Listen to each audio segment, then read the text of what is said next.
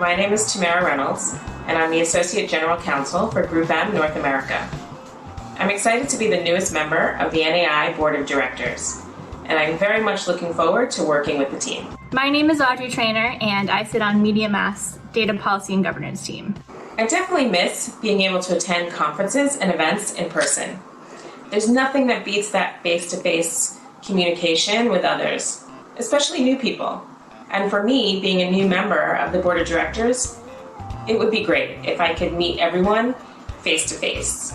That face-to-face connection of seeing my friends, my peers, my colleagues in the space that I don't see or work with every day, and getting a chance to catch up with them, to have a few laughs, to really see what they're working on, and just hang out with them.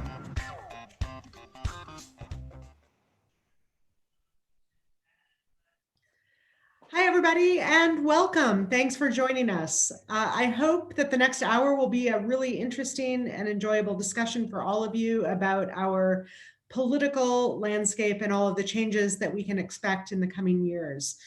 Many of us, at least inside the Beltway, have been spending, it seems like weeks or months at this point, glued to CNN or our network of choice, anxious to get information about the election and its aftermath and what's going to happen in Washington for the next 4 years. So as we turn to the preparations for a new Congress and a new administration, we thought it would be helpful and hopefully informative to think together about what the legislative and regulatory landscape looks like for the issues most likely to affect you, our member companies: consumer privacy, data protection, competition, content moderation. We could go on and on, but you aren't here to listen to me. So we have been super fortunate to bring together a truly stellar panel of experts from both sides of the aisle to help us analyze the impacts to our industry on all these topics as we welcome a new Congress and a new administration to Washington. So to start us off and to moderate our panel, we are fortunate also to have David LeDuc as our Vice President of Public Policy. So I am going to turn the introductions of our great panelists over to him, and I'll let them take it from here. Thanks, Lee, and thanks everyone for joining us. Thanks to the panelists. It's great to have everyone here today. And as Lee said, it's really exciting times, and we're delighted to have such a great panel to talk about these times. And I'm excited personally.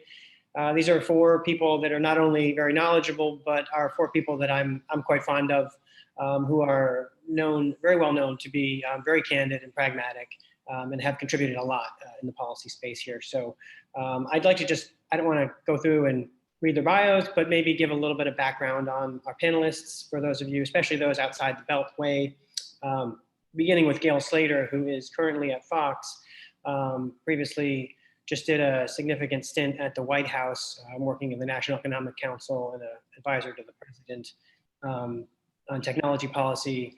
And one thing that people may not know about Gail outside the Beltway, it was kind of in the rumor mill here inside the Beltway.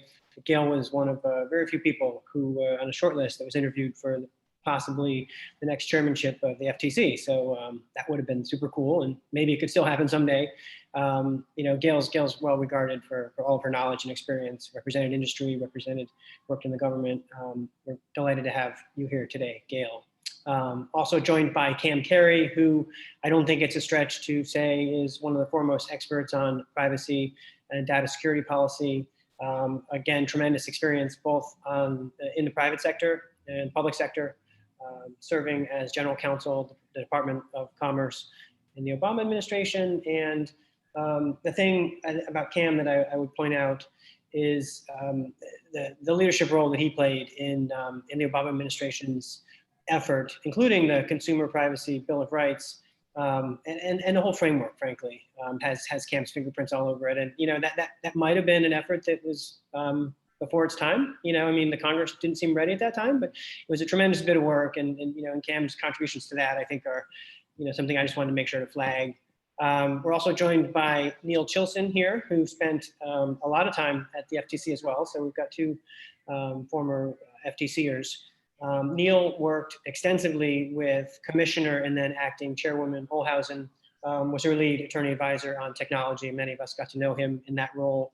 And one of the things I would point out about Neil is the work that he did for the acting chairwoman on the issues about informational injuries. The FTC really did some good work, and I think it was kind of truncated given the transitional period, but stemming out of the Vizio decision, which was just fascinating, and Olhausen offered her, partial,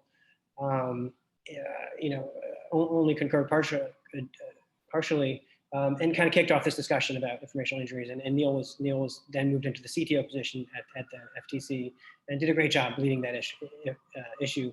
And Neil, of course, works for a conservative think tank now and is an advocate for all things tech and innovation, and in times that can be kind of difficult to be in that role. So we appreciate having him. And of course, Christian Fjeld, who spent almost 2 decades on the Hill. And I think it's probably not a stretch to say of Christian that given the time on the Hill that he spent in both the House and the Senate, heavily focused, members of the Commerce Committees, and then ending up as lead technology counsel in the Commerce Committee on the Senate side, working for Chairman Rockefeller, Ranking Member Rockefeller when they lost a majority, and then spent some time there with Ranking Member Cantwell, who's currently the Ranking Member. Christian probably has written and contributed to more privacy and data security legislation than maybe anyone in terms of on the Hill. I mean, I don't think that's a stretch. I'm not sure there's any measurement for that, but it's quite possible. And Christian's known, to be someone who's bipartisan and very honest and hardworking to advance measures. So delighted to have him here as well. We've got kind of a balance of a couple people from the right, a couple people from the left. Our panel here, we intentionally made this one to get perspectives from both the sides of the aisle. So with that, I'd love to open it up to the panelists, and maybe, although this is a conversation primarily about privacy and the issues affecting our industry, I think it would be useful to start out talking a bit about the landscape broadly, and maybe put it to the panelists that we're coming off a very landmark election, and I just maybe open it up with some basic remarks about some of your takeaways from this very recent election that we're still kind of getting used to after about 2 weeks now. Just throw that open to the group. Sure. All right. I'll jump in. Thanks, David, and Lee. Thank you. Look, I think in terms of to take this bridge a little bit to the privacy debate, Joe Biden has been really clear about his priorities through this election. I mean, it's maybe somewhat surprising that he's been probably the most message disciplined candidate for president that we've seen. It's going to be about the economy, about pandemic recovery, about racial justice and racial equity, and climate change. And right out of the box for the transition, that's exactly the priorities that they've articulated. But privacy will be on the agenda. He's on record as saying he supports comprehensive privacy legislation. It's not going to be a first order issue. Privacy legislation's not going to create jobs. It's not. It may help to build trust in COVID apps and other things, but it's not going to resolve the pandemic.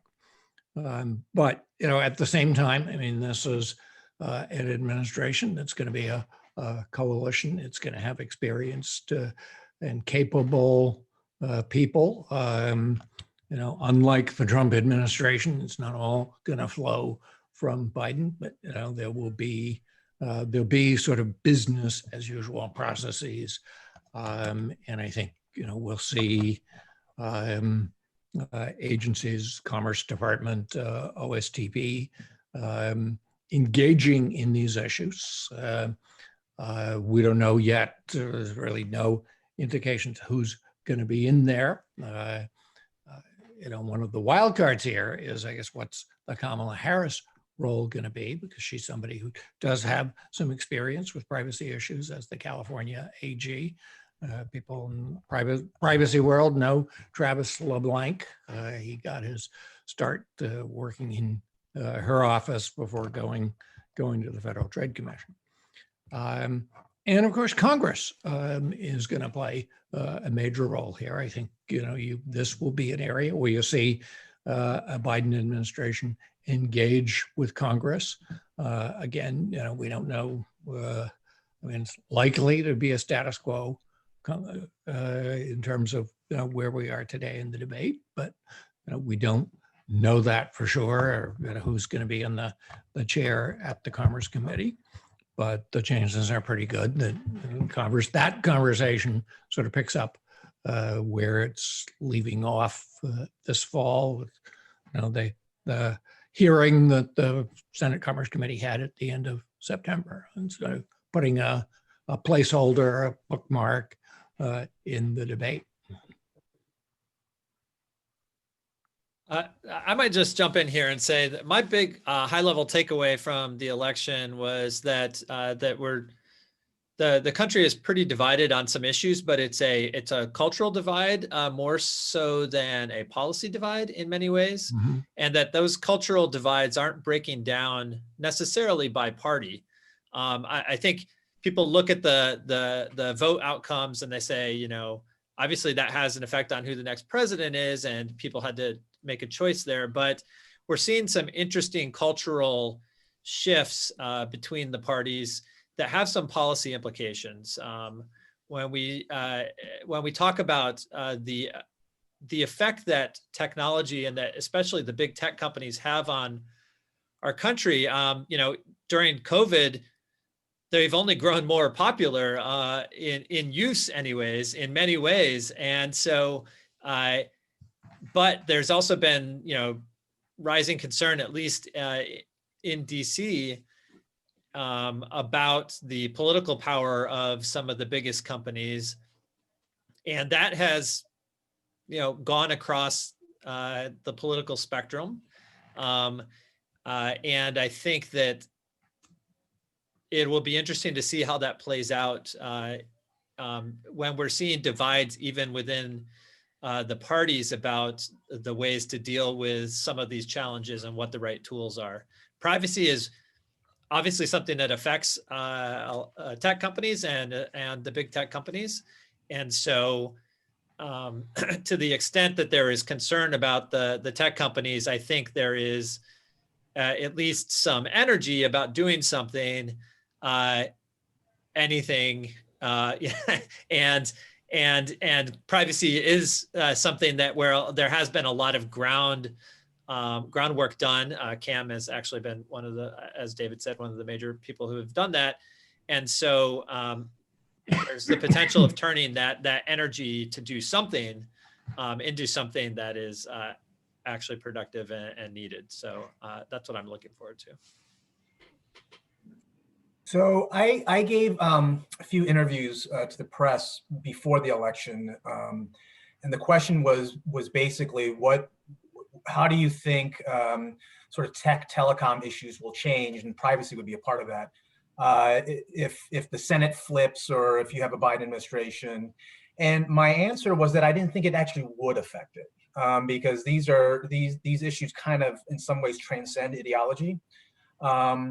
And the agenda is really the agenda in Congress, no matter who's in the majority, will probably still deal with the same universe of issues. And now that the election's over, I still believe that.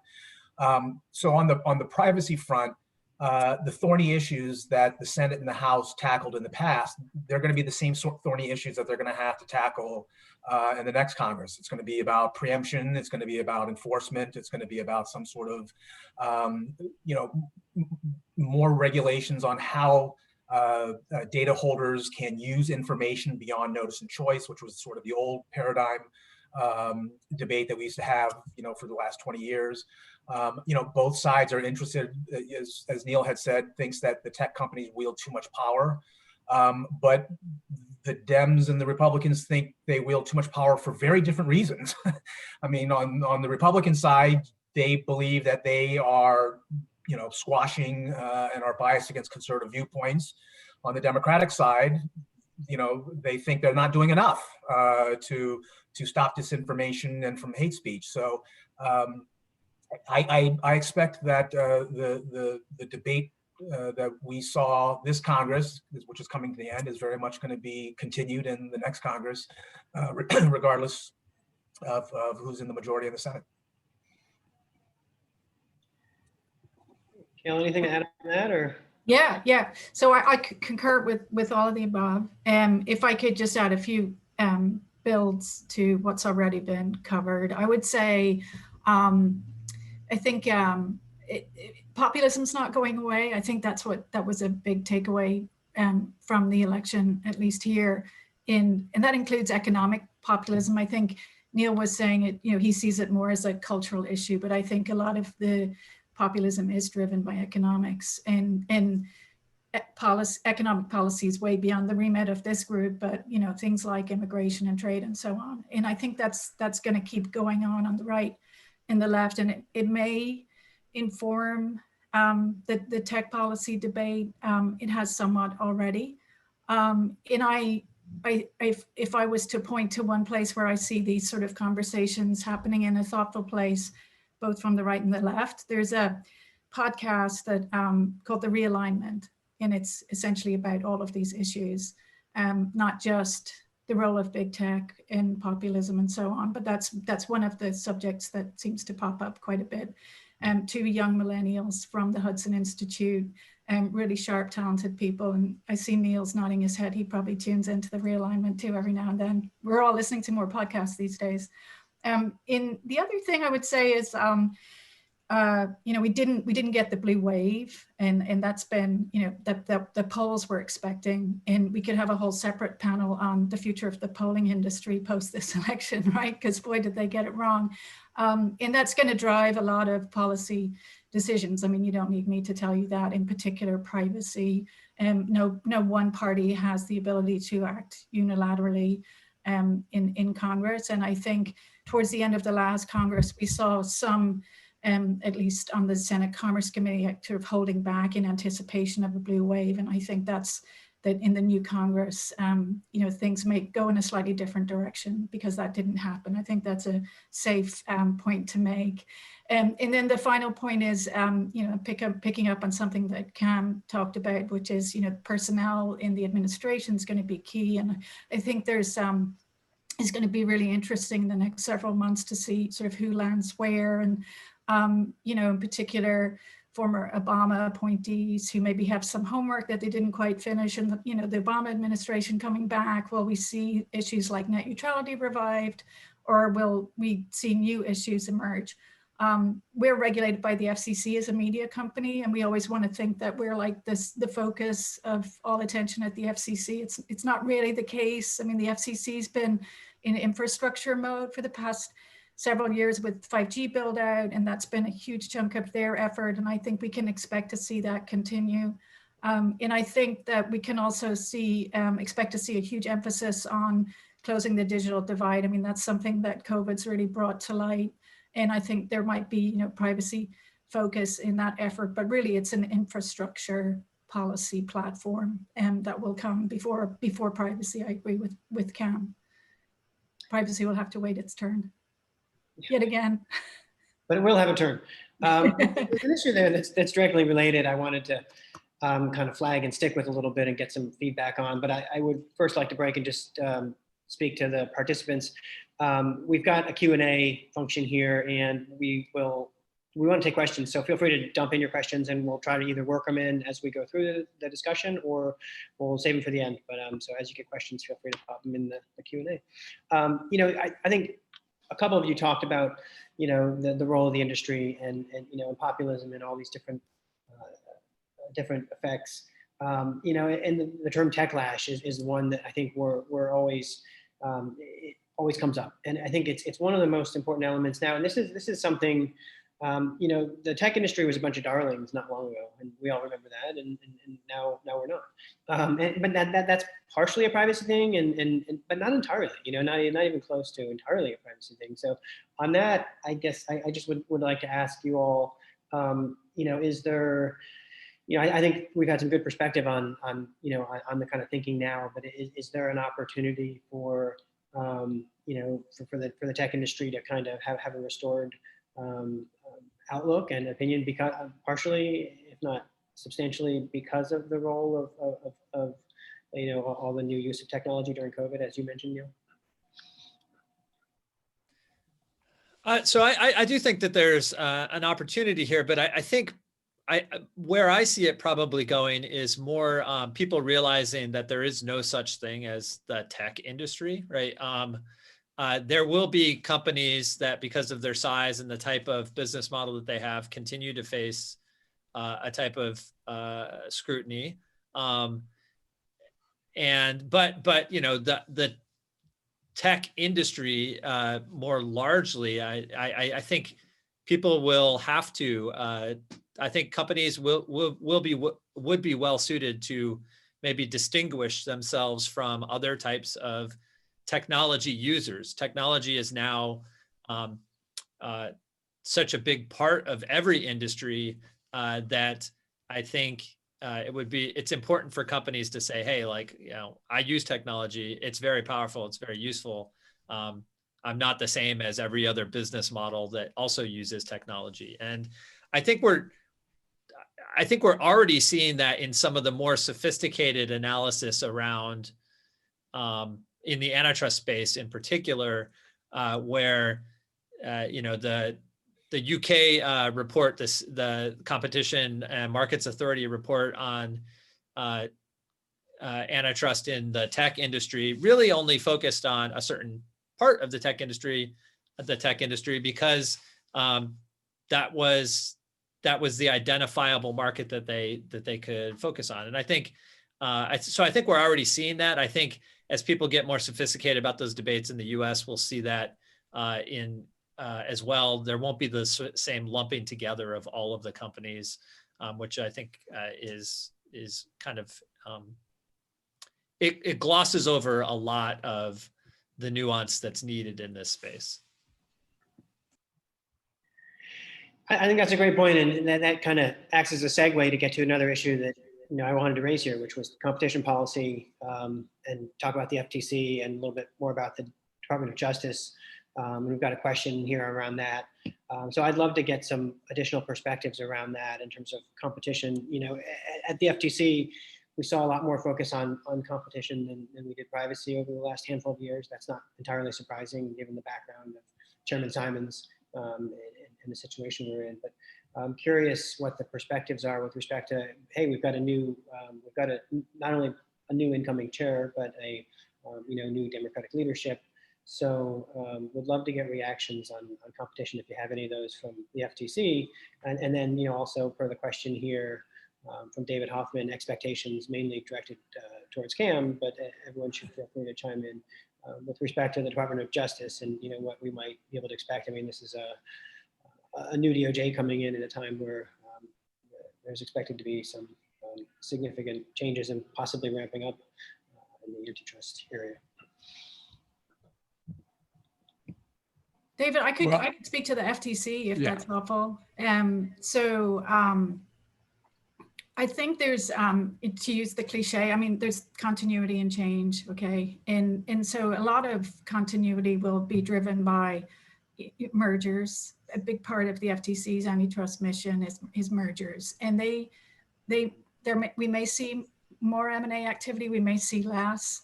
I mean, who would have thought that the Republican administration would challenge AT&T Time Warner, but they did. And the Obama administration let NBCU merge. And so, we can't predict just based on political lines what will happen with mergers. And so they're going to happen anyway. And they're like a steady part of the FTC's diet. And we can expect to see that activity continue, and continuity also at the staff level. A lot of decisions below a commission vote are made at the staff level. And we've seen, in the leadership within the staff, a lot of continuity, some turnover at the top. But, we have a lot of FTC staffers that have been in place for 20 plus years, particularly, in the privacy division and so on. and then changes, listen, I'll leave it to the Democratic colleagues to decide there. I think though that, we've seen in recent years a good idea of what where Democratic leadership might be in the dissents from the two currently minority commissioners, Kelly Slater and Rohit Chopra. And so if I had to like boil the ocean on the dissents, it's sort of like do more, litigate more, enforce more. And that's, again, boiling the ocean and a gross oversimplification. But I think so continuity, maybe some change, maybe more enforcement actions being brought, fewer settlements.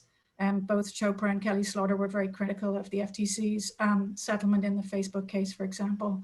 But I will say to that, it's, as a minority commissioner, it's kind of like one of the funnest jobs at the commission because your job is to write dissents. But when you take the reins and you have to deal with the resource constraints, the size of the budget, and the fact that the FTC budget hasn't shifted since 2013, that can drive enforcement decisions too. And so I would just leave it at that and invite Cam's commentary. Sure. Well, we talked a little bit about sort of the techlash environment earlier, and I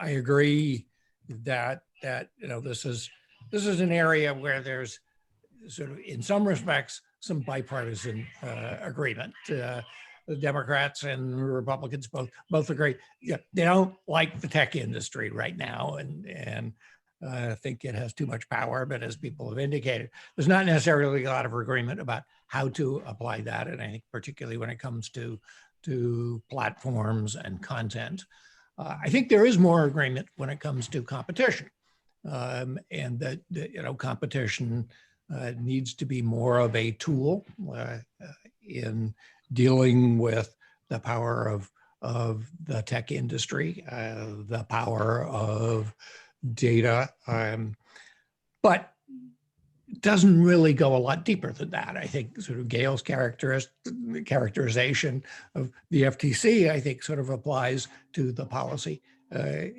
debate on competition as well. It's do more, enforce more, block more mergers. But I think that's going to take time to play out. So I think in a Democratic administration, I think whoever is in charge of the antitrust division will be charged with sort of taking a fresh look at enforcement policy, a hard look at the power of networks, the power of data. But I think it's going to take some time to play a lot of that out. The existing merger guidelines are in place. It takes time to change those. It's going to take time to figure out the caseload and sort of steer turn that battleship. And I think this is, we can talk a little bit more about privacy legislation later. One of the reasons I think that may sort of be teed up on the agenda, as I think it was Neil talked about, a lot of work's been done there to sort of narrow the framework, and it's something Congress and an administration could get done relatively soon. Whereas I think figuring out what to do about platforms, figuring out what to do about the competitive issues, what to do about Congressman Cicilline's legislation, all is going to take a lot more time. For sure. I think that's some good perspective on the competition front. I want to jump to Congress, but I do first want to stick with the FTC since we have such expertise and experience, and just ask a couple other questions, non-competition related. It seemed that privacy advocates and some of the Democrats were kind of pumping the brakes on some of the activity at the commission in terms of the copper rule review, certain things that maybe there was a desire among some that, hey, why don't we wait and see if we can get a Democratic commission, and can we expect that, some of that will pick up? I think you're kind of implying that, Gail, so maybe this is kind of a short answer, but like copper was kind of put on a shelf. There was a lot of calls for 6B investigations. Are we likely to see more investigations, quick move on rulemaking, maybe a little bit of both?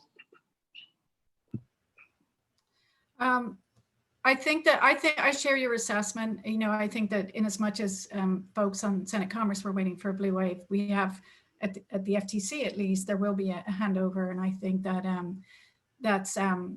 that's been clear for some time. And it's the message is, do more, strengthen this, be more aggressive with regard to COPPA.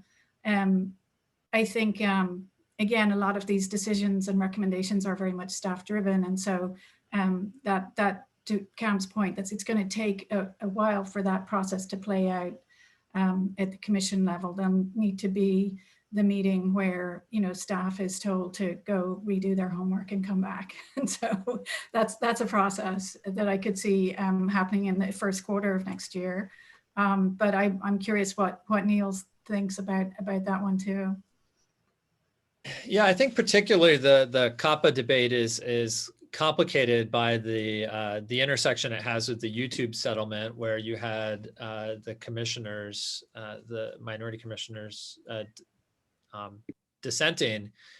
And I think there's, so I think that debate is complicated. I think a COPPA rule revision is likely, just because the YouTube settlement showed some of the challenges in applying the law or the rules as written. And I think there is a general consensus that something needs to be fixed there. So I think there will be, it will move, but it will move apace. It will not fly through.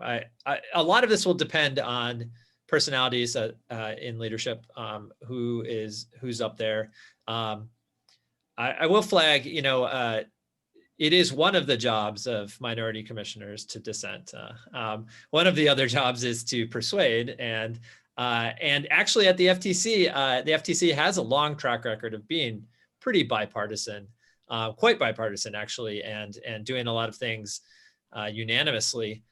That has diminished a little bit over the past 2 years, I would say, and not for reasons that are.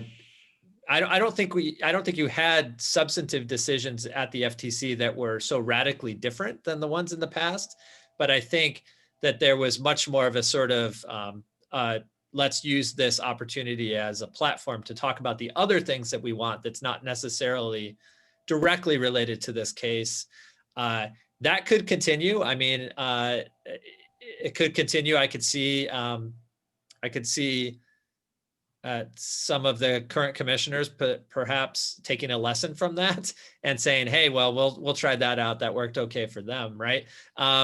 And so we'll see. We'll see exactly. My hope would be that it stays a place where both sides try to come to agreement rather than using, the bully pulpit or I don't know. You can't call it a bully pulpit if you're a minority. I don't know what you call it, but. Yeah, so we'll see. But I do think that leadership will matter a lot in what gets prioritized, even though all of these things will probably move ahead somewhat. And David, if I could add to that, I'm riffing on the riff here, but I think that to follow up on Neil's point about personnel, there has been a shift at the FTC in the past sort of 5-6+ years. It's been interesting to watch. And a lot of it has to do with the background of the individuals sort of, pointed to as commissioners.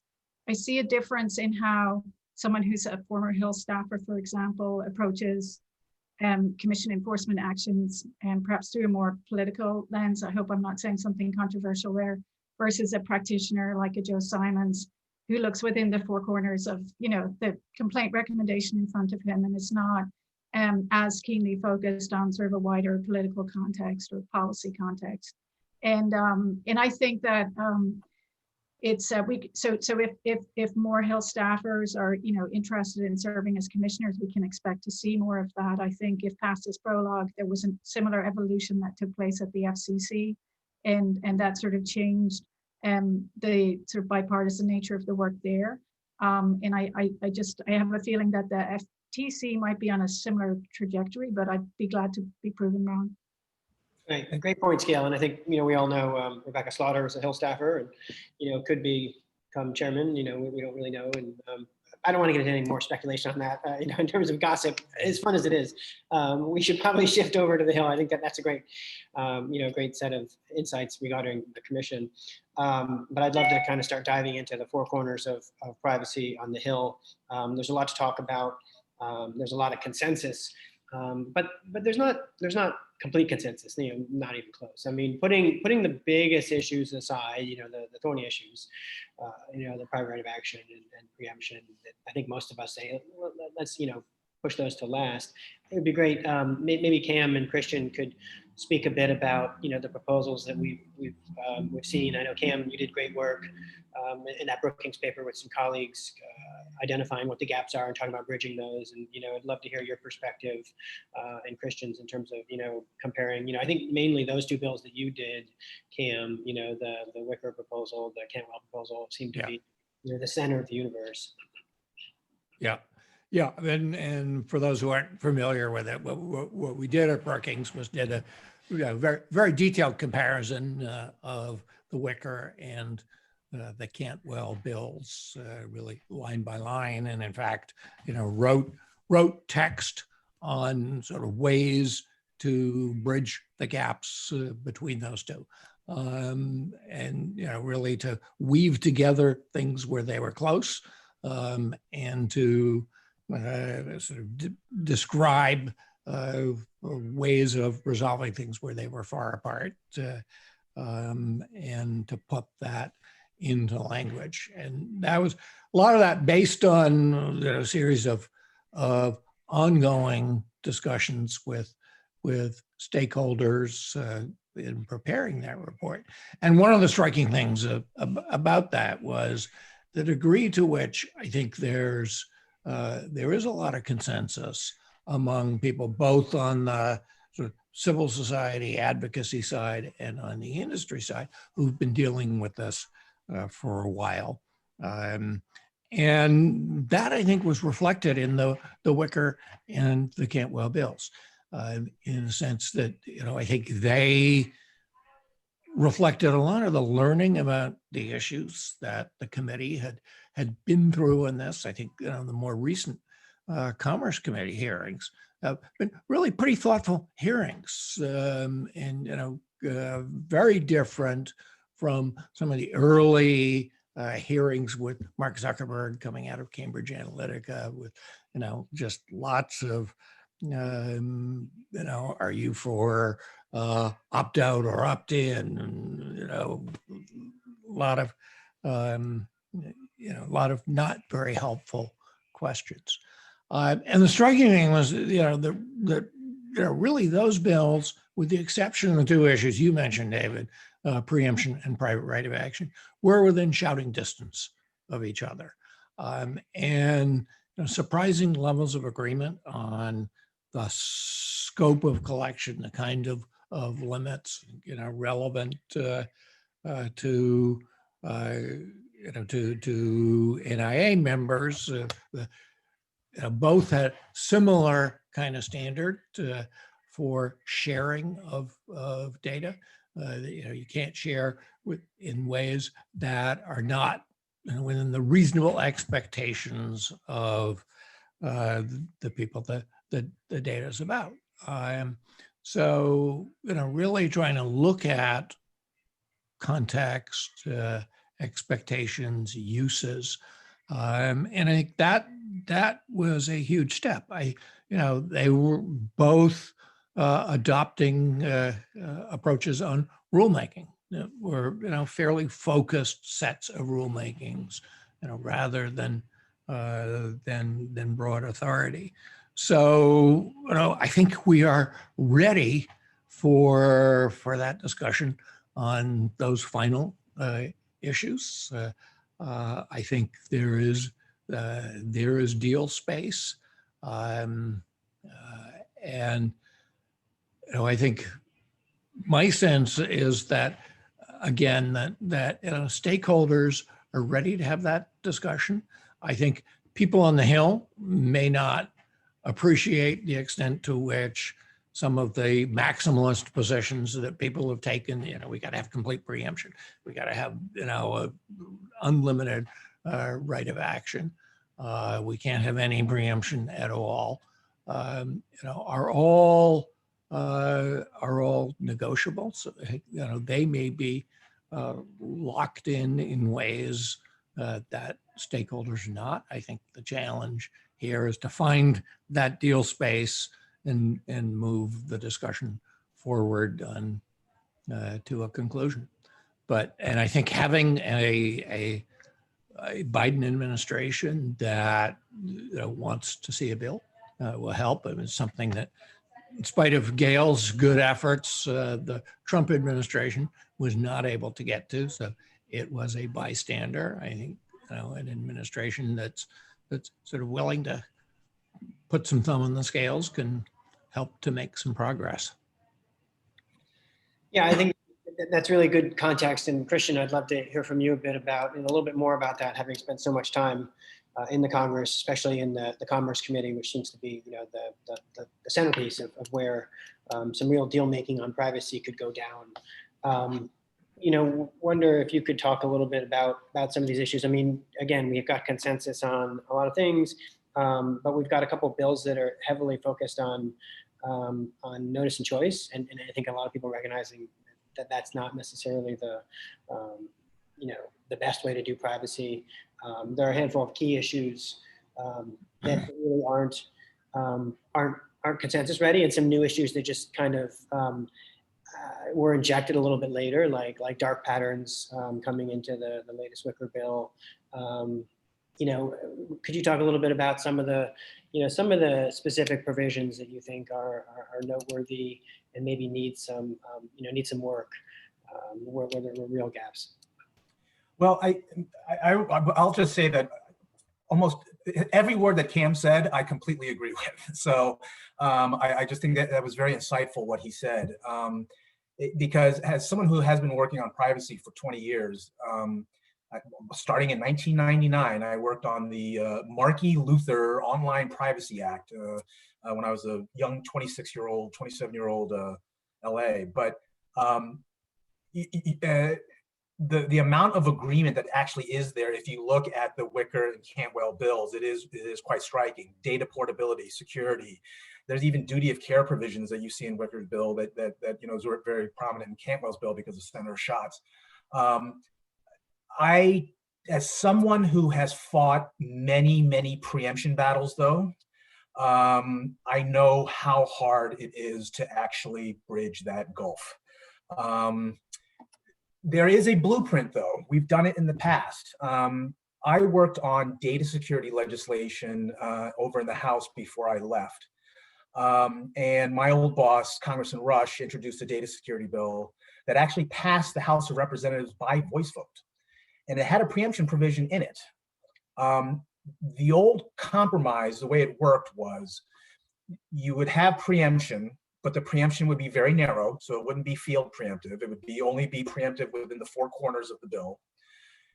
Common law liability must be preserved. That was in the Rush preemption provision. And you would have to have some sort of aggressive state AG enforcement. That was the old compromise that used to prevail. Now, obviously, when you throw in things like private right of action, that complicates things. But the California statute does have a private right of action itself, at least for data breaches. So, and I'm at least hearing that industry may be a little more open to the idea than maybe initially had thought. But that's my long-winded way of saying that preemption is always, it's not just in privacy, it's in all bills. Preemption is always one of the thorniest issues to work out. It's not impossible, but it is certainly very difficult. I might also point out, though, even though I am a Senate guy and I did work in the Commerce Committee for a long time, the House, I think it's noteworthy that they're taking a very different approach. When usually the House takes the approach that the Senate's doing, but this time the House is actually trying to build the privacy legislation scaffolding from the ground up, bipartisan from the beginning. For those who are listening, what staff of the Energy and Commerce Committee did, both Republican and Democratic staff did, they would they released a staff draft for stakeholder comment.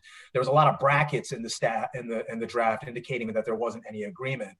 But my point is that the House is attempting to try and get a bipartisan bill from the very, very beginning. And I wouldn't necessarily write them off right away. I know most of the attention is over in the Senate and in the Commerce Committee, but I do expect that the House will also try its approach. I see no reason why it wouldn't its approach and try and get this off the ground too. And quite frankly, given that California is the sort of the political driver of a lot of this, it's actually forced, I think, a lot of industry to sort of accept positions that heretofore they would not accept, such as FTC APA rulemaking, as Cam mentioned earlier.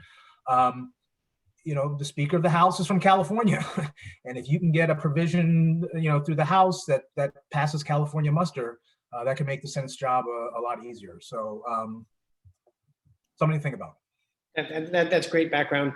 I'd like actually to stick with a couple of those points, Christian, and maybe, you know, push, you know, not push back, but actually prod a little bit more on your perspective there. You mentioned private right of action, which always comes up. And I think you may be, I don't recall if you were one of the Dems that has said to me over the last year or so that, you know, it's going to be really hard, if not impossible, to get a bill without a private right of action. I've heard that from many, you know, I mean, I think we all hear that. You mentioned either the perception or the reality. I think it's a reality, but I don't think it's unanimous, certainly. But certainly some companies are a little more open to some private right of action. What is your take on that? And I guess what I would add on to that question is, given the likelihood of a Washington Privacy Act, how much does that play into it? I mean, there's already a limited private right of action in the CCPA. You know, if the Washington Privacy Act passes and there's, you know, private right of action, no private right of action, obviously Cantwell is going to be a major broker there. I mean, what do you think is ultimately the outlook? What's doable with respect to a PRA? Well, some of what I'm hearing, I'm not allowed to actually say. So, especially when I talk with Democratic colleagues, former Democratic colleagues, but and Republican colleagues for that matter. What I do know is that the California private right of action cannot be preempted. That's just not going to happen. The trial bar will oppose any bill that preempts not only common law in all states, not any liability in state law, but certainly the California private right of action. So given that that's a reality, and given that Washington is, if they pass a law, will also have some sort of private right of action, I guess in some ways I would ask industry, what would exactly be the harm of some sort of equivalent private right of action in a federal statute, considering that it's already in the California law, it's not going away, it's likely going to be in the Washington law. So usually the blueprint for success when you're trying to find that sweet spot and you're trying to find a solution is that you basically say, hey guys, you have to live with this anyway in California. How can we make that sort of livable in a federal construct as well? I think that will be that'll be the sweet spot that may get this past the finish line. I think that's a great perspective. I think that's consistent with what I've heard. And I think that's useful for industry to hear and our members to hear a little bit more about. You know, I would note, I mean, I don't know who's tracking the cases in California, but I think there's something like 60 or 70 on that limited private right, and there's already just a rush.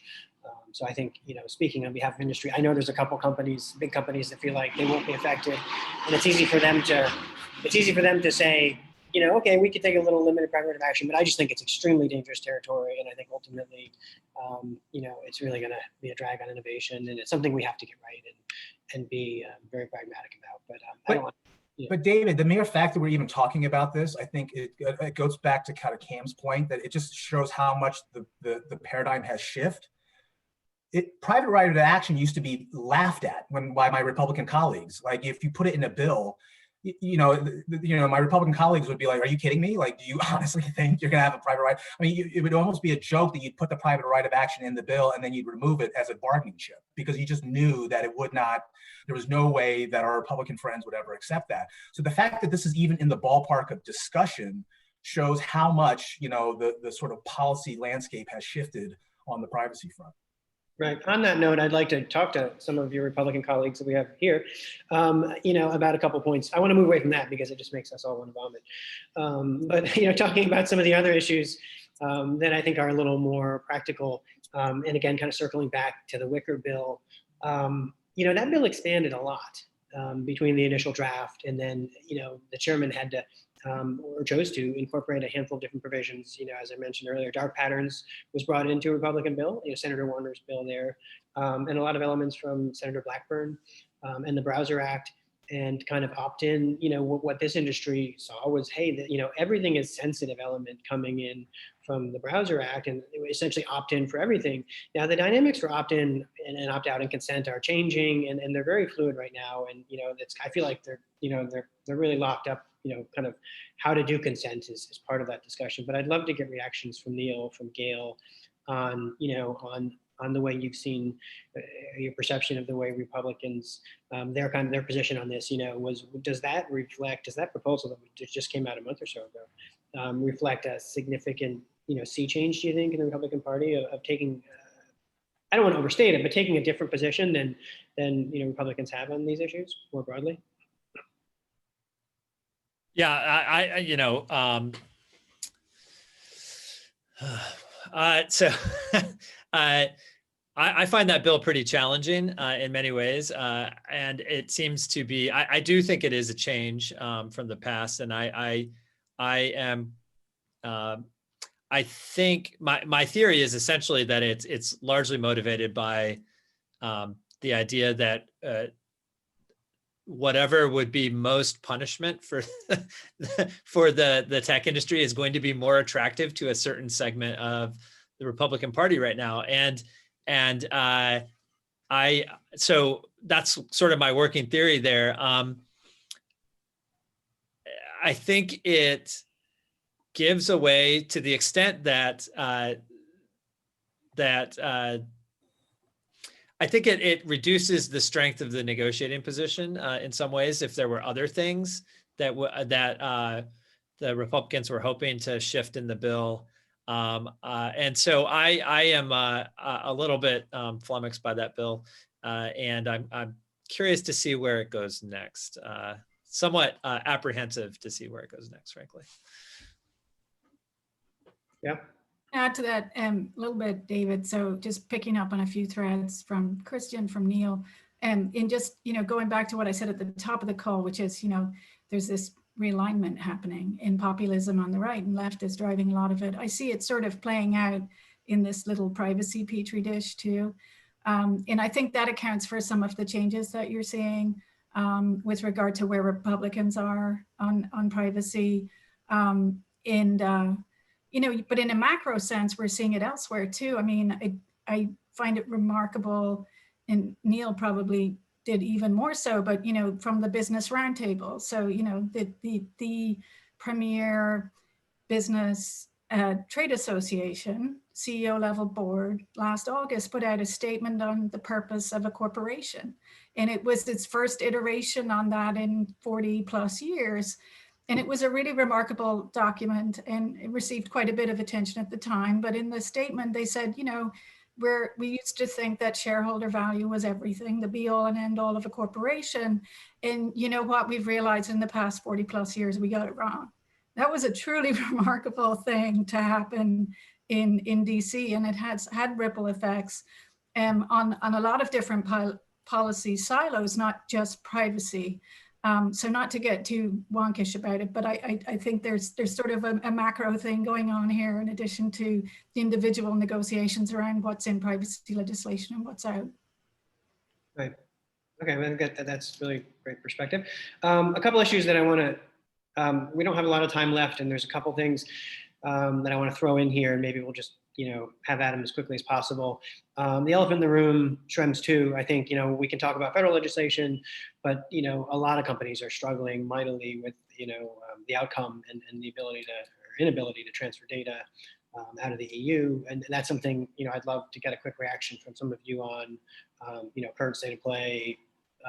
This administration has been working really hard. I'm sure the new Biden-Harris administration will focus on that as well. And then another little element, I don't know if any of you want to jump on this in the last couple of minutes. I wanted to get, Cam, you mentioned, a couple people mentioned one of the elements in the bills, the duties approach, duty of loyalty, duty of care, and that's something that someone noted was in the Schatz bill, is in a number of these bills. Increasingly, it's in almost every bill, and it's, I think in some ways there's some similarity and a gap that I think I'd like to see bridged between the approach we took in Privacy for America, by identifying unreasonable practices and then saying, hey, the FTC, we need a regulator. We need to give the regulator some leeway to, to regulate and prevent, identify when a company's crossed the line and done something wrong, and with someone's data. And so, I think that element, that's really the core of the Privacy for America proposal that we're,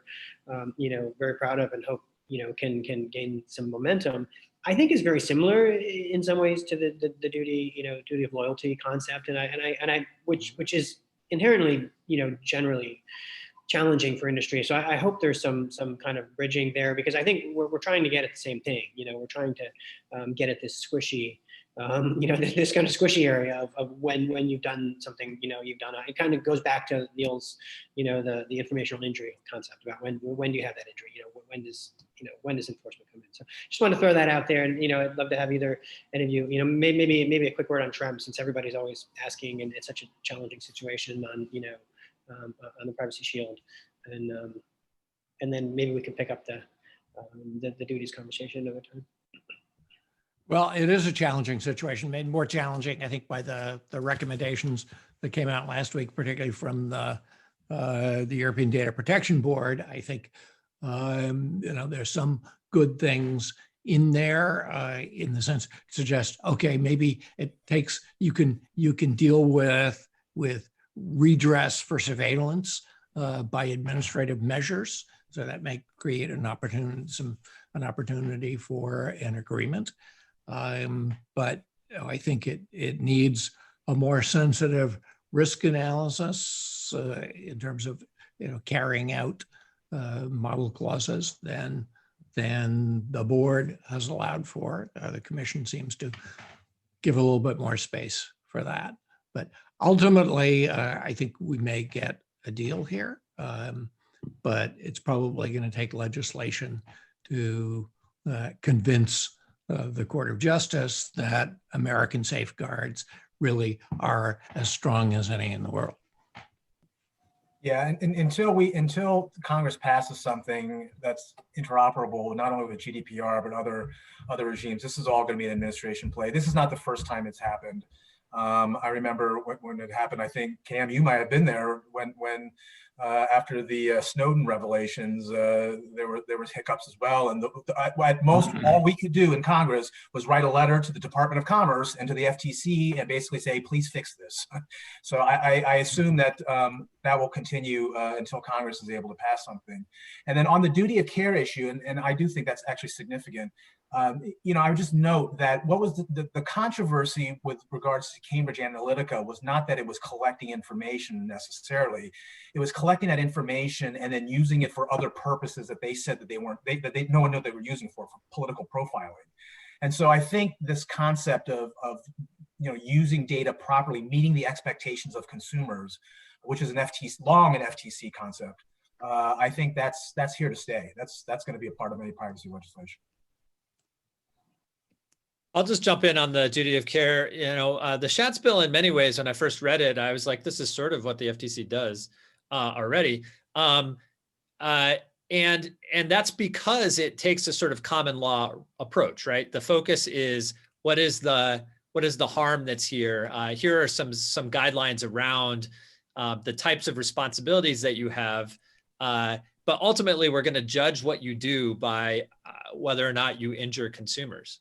And that type of approach is very flexible. I think it has a lot of benefits, including probably the major one, and I think one that the dynamic, we see it changing right now, the major one being that common law approaches are not compliance driven necessarily, right? So there's not a checklist of rules that you have to follow, and therefore the competitive effects on them, where your big company can comply with them and a small company cannot, are reduced in many ways. And so I think that's why you're starting to see a shift, as several, as Christian particularly pointed out, as the big companies already have to comply with very complex set of guidelines from California, if they can just replicate those federally, it doesn't really hurt their bottom line much. So I think that's why you're starting to see some shift on the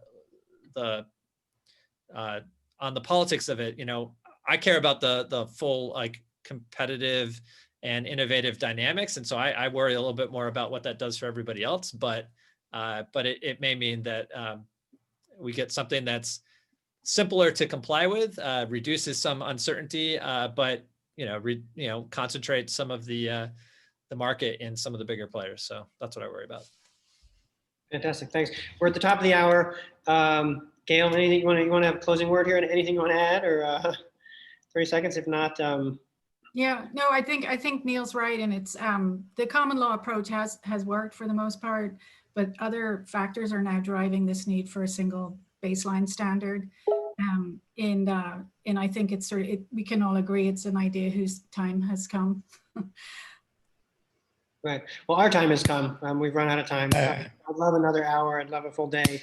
We'll pick up, this conversation again in another forum, and we'll keep talking, for a long time.